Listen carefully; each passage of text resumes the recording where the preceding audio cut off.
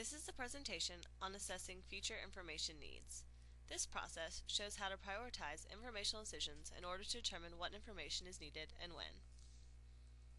The following are the steps involved in this process. The first step is to identify the issues a decision maker will likely face and the decisions that will need to be made. The second step is to list the information needed for each future decision. The most appropriate and relevant information will be needed. The third step is to create a taxonomy, meaning a classification of the decisions in an ordered system. The purpose of this is to put related pieces of information together so one can see if there's a need for a piece of information across the decisions. The fourth step is to then prioritize information by rating its relative importance on a scale from 0 to 7, 0 being irrelevant and 7 being of utmost importance. The final step is to devise a plan for data collection and analysis. Resources should be allocated according to what information should be collected immediately, routinely, occasionally, or just when a need arises. Our decision maker is Judy Anderson. She is a single young lady currently working as a healthcare consultant right out of college. However, she is unfulfilled by her current career, and while she is single, she is involved in a serious relationship with her college boyfriend. The future decisions she faces are whether or not to continue working in a job she does not particularly enjoy or to apply and attend grad school. Then, whether or not to buy a car, and lastly, whether or not to get married to her current boyfriend. This slide shows the information that would be needed for each decision.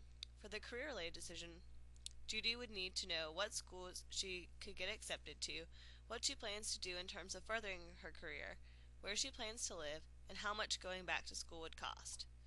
For decision 2 concerning the car, the information involved would be the cost of the car, how much time she would save each day if she had a car, the price of gas, and what she planned on doing in terms of her job. For the last decision, which involves getting married, Judy needs information on how much a wedding would cost, her future career plans, what they would do about their living arrangements if married, and how much time getting and being married would take up.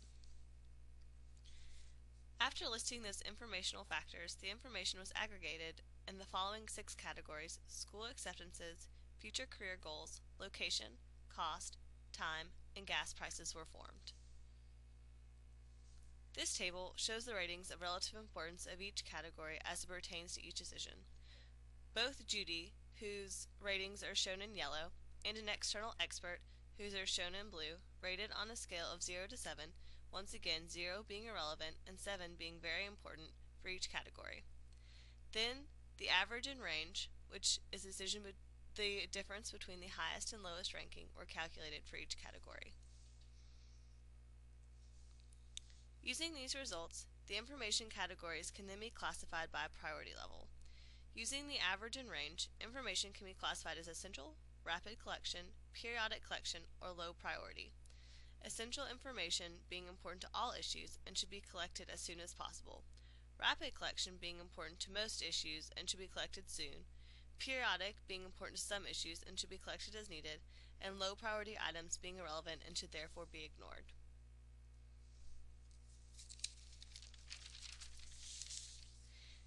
If the average is high and the range is narrow, the information is essential. So location, cost, and time are essential pieces of information and should be collected right away. If the average is high and the range is wide, the information is rapid collection.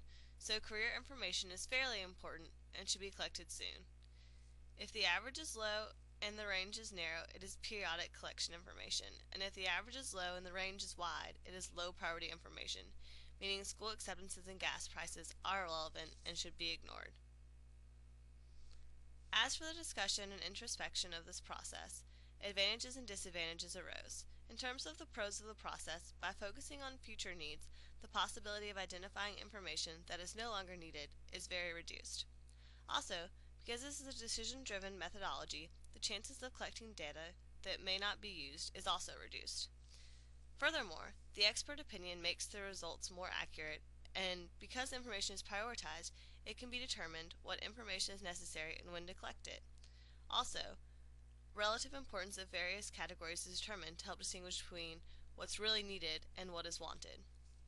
In terms of cons, the expert and decision maker could have very conflicting viewpoints, and irrelevant categories rated with zeros greatly affect and possibly skew the results.